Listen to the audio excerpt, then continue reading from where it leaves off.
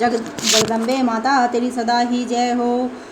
जगदम्बे जी को माँ प्रसन्न करने के लिए श्री किलक स्तोत्र।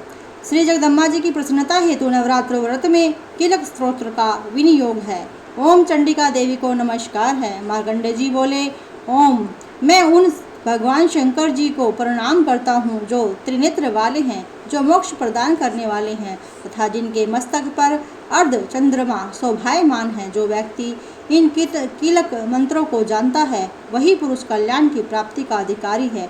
जो अन्य मंत्रों के साथ सप्तशती स्तोत्र से देवी की स्तुति करता है उसको इससे भी ही देवी की सिद्धि प्राप्ति हो जाती है। अपने कार्यों की सिद्धि हेतु दूसरे देवी देवताओं की साधना करने की आवश्यकता नहीं है। लोगों के मन में शंका थी कि केवल सप्तशती की उपासना करने से ही या सप्तशती को छोड़कर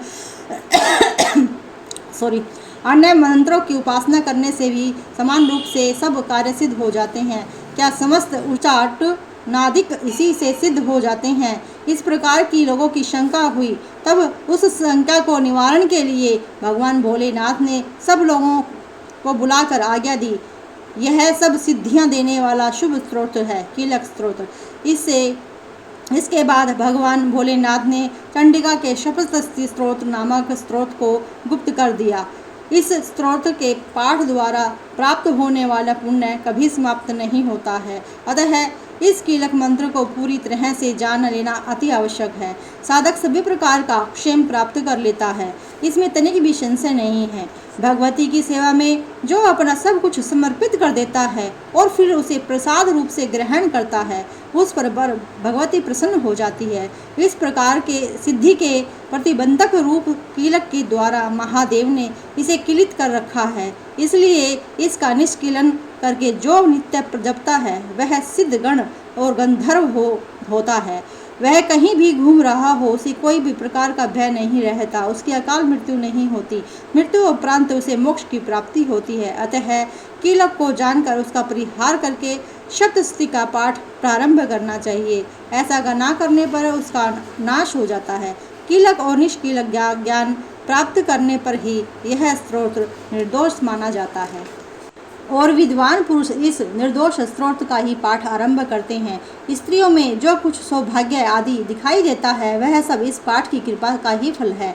इसलिए इस कल्याणकारी स्तोत्र का पाठ करना चाहिए। इस स्तोत्र का पाठ धीरे धीरे करने से स्वल्प ही इसका फल प्राप्त हो जाता है। इसलिए उच्च स्वर से ही इसका पाठ करना चाहिए। जिस देवी का प्रसाद से ऐश्वर्य, सौभाग्य, आरोग्य, संपत्ति, शत्रु का नाश तथा ब्रह्म मोक्ष की प्राप्ति होती है, उस देवी की स्तुति अवश्य करनी चाहिए। कीलक स्तोत्र के बाद रात्रि सूक्त भी जब अवश्य करना चाहिए।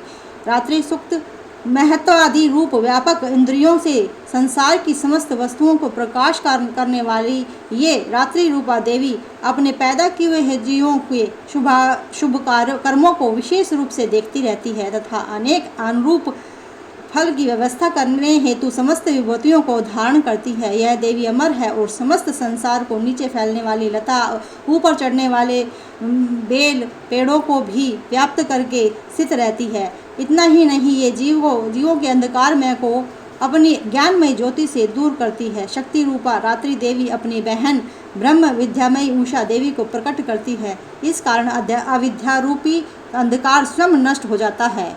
हे रात्रि देवी, आप मुझ पर प्रसन्न हो, जिनके आने पर हम सब अपने घरों में सुखपूर्वक नींद का आनंद लेते हैं।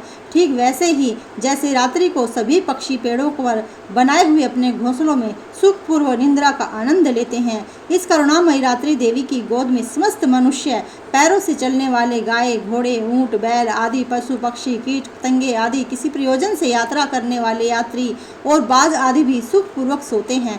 हे रात्रिमयी शक्ति, तुम कृपा करके वासनामय वृक्की तथा पापमय वृक्ष को हमसे अलग करो।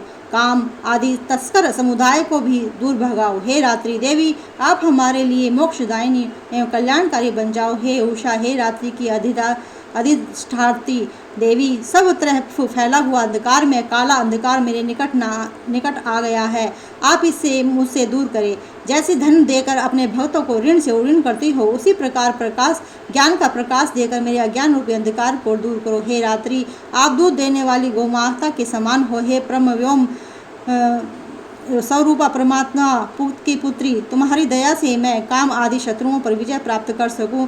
तुम क्षम स्तंभ की भांति मेरे हृदय को ग्रहण करो। जय माता तेरी सदा ही जय हो।